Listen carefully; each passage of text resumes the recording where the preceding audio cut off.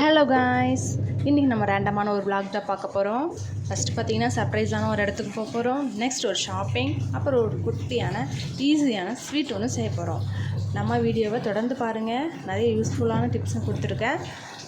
Skip பண்ணாமல் video பாருங்கள். வாங்க வீடியோக்குள்ளே போகலாம். அந்த சர்ப்ரைஸான பிளேஸ் என்னென்னு பார்த்தீங்கன்னா டைட்டானிக் எக்ஸிபிஷன். ஆமாங்க, நம்ம டைட்டானிக் கப்பலை தான் பார்க்க போகிறோம்.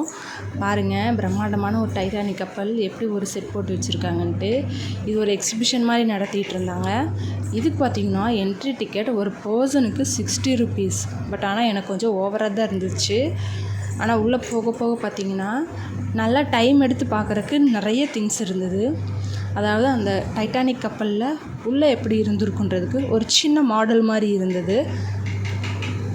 பட் ஆனால் இது வந்து ரொம்ப குழந்தைங்களை கூட்டிகிட்டு போகும்போது இந்த 60 rupees வந்து வேஸ்ட்டுன்ற மாதிரி தான் இருந்தது. ஒரு கப்பலுக்குள்ளேயே நம்ம ட்ராவல் பண்ணி போகிற மாதிரி இருந்தது. வாங்க என் கூட ட்ராவல் பண்ணி நீங்களும் அப்படியே அந்த கப்பலை பாருங்கள்.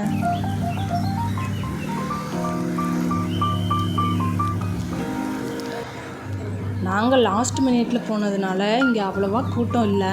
மற்ற டைம்லலாம் போனோம்னா ரொம்ப ரஷ்ஷாக தான் இருக்கும், பார்க்க முடியாதுன்னு நினைக்கிறேன்.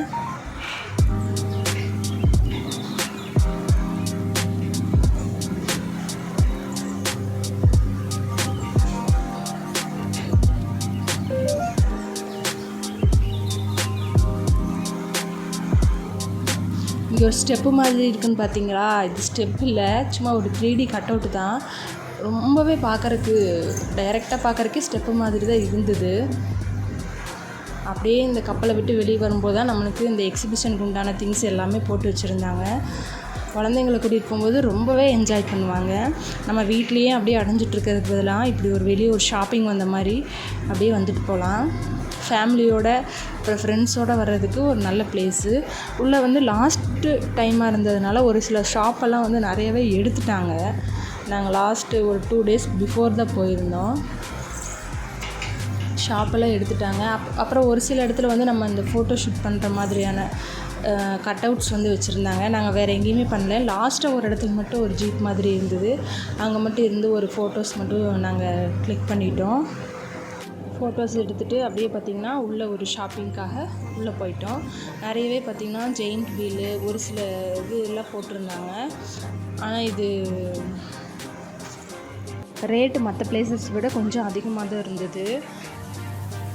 ரொம்ப இந்த ஷாப்பிங் பண்ணணும்னு விரும்புகிற குழந்தைங்களெல்லாம் கூட்டிகிட்டு போனோம் அப்படின்னா பர்ஸு காலின்னு தான் நினைக்கிறேன். ஏன்னா அந்தளவுக்கு ரேட்டு கொஞ்சம் அதிகமாக தான் இருந்தது.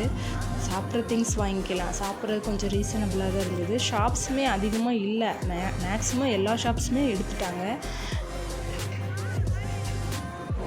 எக்ஸிபிஷன் போனாலே நம்மளுக்கு ஒரு இதுனா அப்பளம் வாங்கணும்னு நினைப்போம். நாங்கள் அதே மாதிரி தான் மிளகா பஜ்ஜி அப்பளம் வாங்கினோம். அப்புறம் பாவ் பாஜி வாங்கியிருந்தோம். சுத்த வேஸ்ட்டுன்னு சொல்லலாம். வெறும் பன் வாங்கி சாப்பிட்ருந்தா கூட டீயில் முக்கி நல்லா சாப்பிட்ருக்கலாம். சுத்த வேஸ்ட்டு. ஒரு டேஸ்ட் இல்லை, ஒன்றுமே இல்லை. பட் ஆனால் நம்ம சொல்ல முடியாது இல்லையா, வெளியே வந்தால் டேஸ்ட்டாக செய்யணுன்ட்டு. ஹெல்த்தியாக வேணால் நம்ம வீட்டில் தான் செஞ்சுக்கணும்.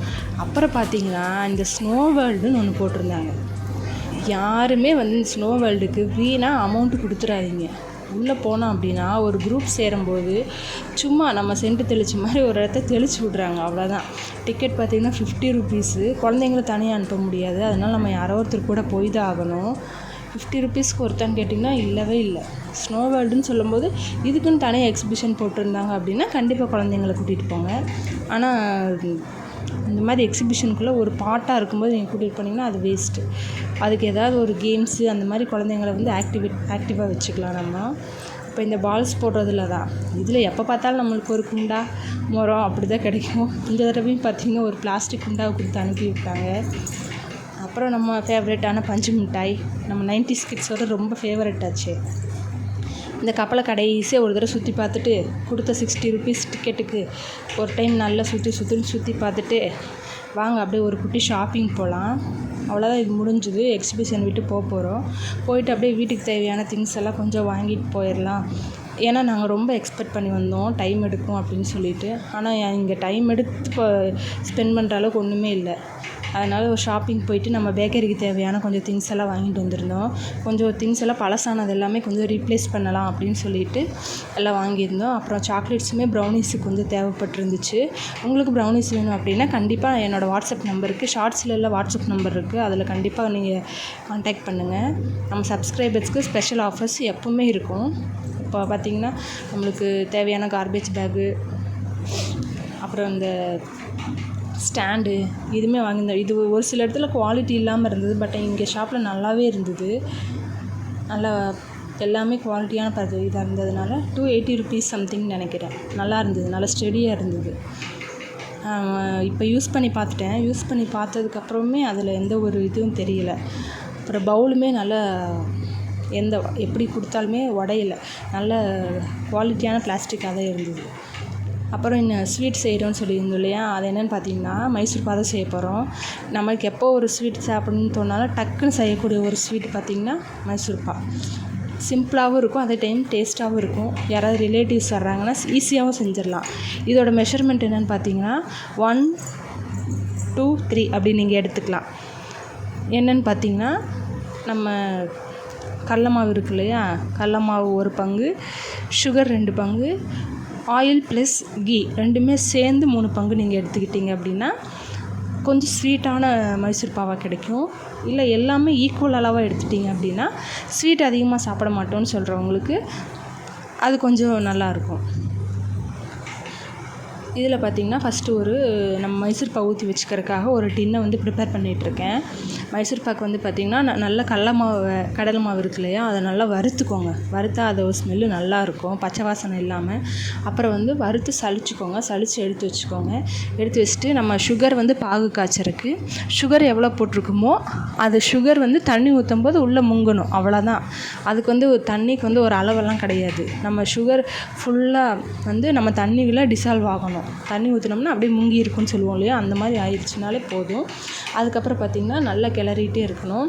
இதில் வந்து 2 ஸ்டேஜஸ் இருக்குது. உங்களுக்கு வந்து நல்ல மொறு வேணும் அப்படின்னு சொன்னிங்கன்னா நல்லா கீயை சூடு பண்ணி சைடில் வச்சு நீங்கள் ஊற்றிக்கிட்டே இருக்கணும்.